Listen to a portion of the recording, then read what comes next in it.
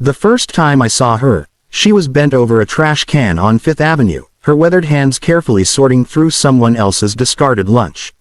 I remember feeling that uncomfortable twist in my stomach, the one that makes you look away, walk faster, pretend you didn't see.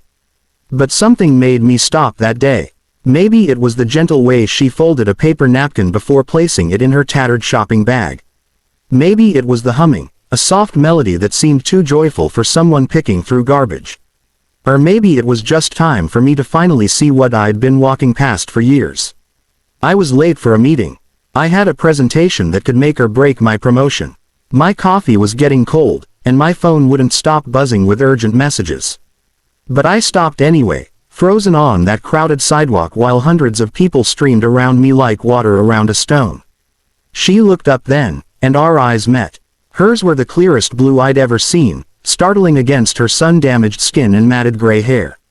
She smiled at me, not with embarrassment or shame, but with genuine warmth, as if I were an old friend she'd been expecting. "Beautiful morning, isn't it?" she said, her voice surprisingly refined, with traces of an accent I couldn't quite place.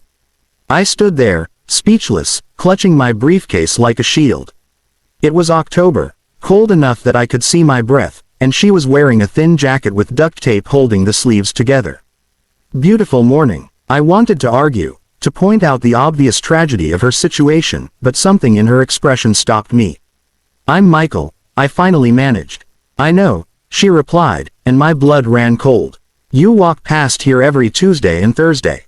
Always in a hurry, always looking at your phone." She wasn't threatening, just observant.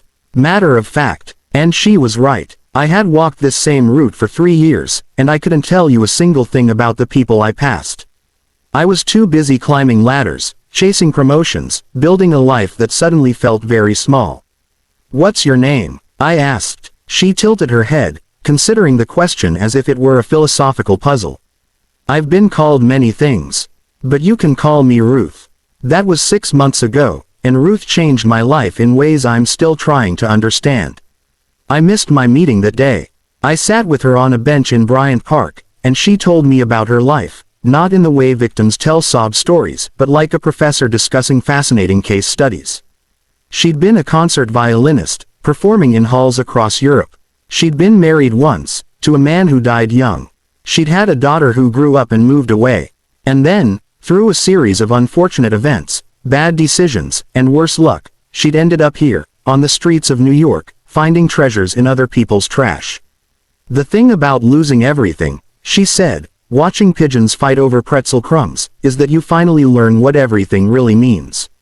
It's not what I thought. I started meeting her every Tuesday and Thursday. At first, I brought her coffee and sandwiches, feeling like a hero, documenting nothing but telling myself I was making a difference. She accepted my offerings with grace but never gratitude, which frustrated me. Didn't she understand I was helping her? "You're a good man, Michael," she said one morning, and I swelled with pride. "But you're helping me because it makes you feel good about yourself." That's not wrong, but it's not why I'm here. I was offended, defensive. "So you don't want my help?" I didn't say that. She pulled out a worn paperback from her bag, pages yellowed and falling out. "I'm saying maybe we're helping each other, and you just don't know it yet." She was reading Marcus Aurelius, I noticed. Meditations. A homeless woman reading Stoic philosophy in the original translation. I'd bought the same book 2 years ago, trying to seem intellectual at a party.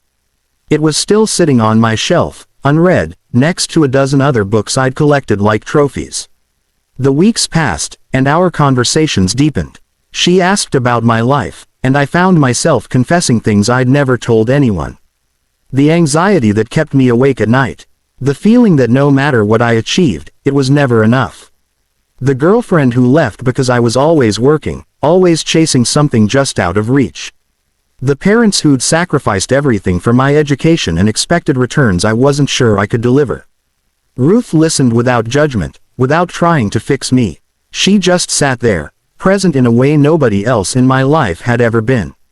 Present in a way I'd never been for anyone, including myself. "You know what I miss most?" she asked one particularly cold November morning. "It's not the violin, though I loved it. It's not my apartment or my things. It's being seen. Really seen. Most people look at me now and see a problem to solve or a failure to avoid. You did too, at first. She was right. But somewhere along the way, I'd started seeing Ruth. The person, not the circumstance.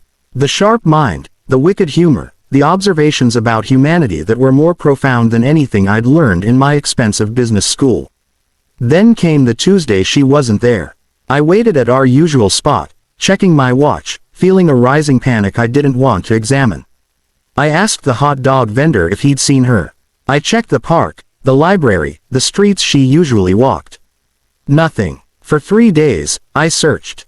I called hospitals and shelters, filed a missing person report that the police took with obvious skepticism. A homeless woman missing. They didn't say it, but I could see it in their eyes. People like Ruth disappeared all the time. The city swallowed them up and moved on. I couldn't move on. On Friday, I got a call from Bellevue Hospital. They had a Jane Doe who'd been brought in unconscious, found collapsed outside a church in the Bronx. When I arrived, I barely recognized her. Pneumonia, they said. Another few hours and she wouldn't have made it. I sat by her bed in the ICU, this woman I'd known for months but somehow felt I'd known forever, and I realized something that split my world in two. I'd been walking through my life asleep. Working, eating, sleeping, climbing, achieving, all while being utterly, profoundly asleep. And Ruth, who owned nothing, who society had discarded, who slept on cardboard and ate from trash cans, she was awake. She was truly alive in a way I'd never been. She opened her eyes 3 days later.